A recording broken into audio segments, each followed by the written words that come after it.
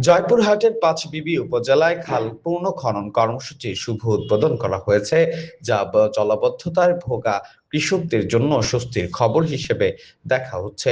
বৃহস্পতিবার দুপুরে উপজেলার বাগজানা ইউনিয়নের সোনাপুর ঝিনাইগাড়ি এলাকায় ১,৮০০ মিটার খাল পূর্ণ খনন কাজের উদ্বোধন করেন মোহাম্মদ আল মামুন মিয়া।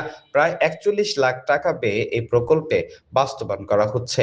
অনুষ্ঠানে উপজেলা নির্বাহী কর্মকর্তা মোহাম্মদ সেলিম আহমেদ, সহকারী কমিশনার মোহাম্মদ বেলায়েত হোসেন সহ প্রশাসনের কর্মকর্তারা এবং স্থানীয় জনপ্রতিনিধি ও রাজনৈতিক নেতৃবৃন্দ উপস্থিত ছিলেন।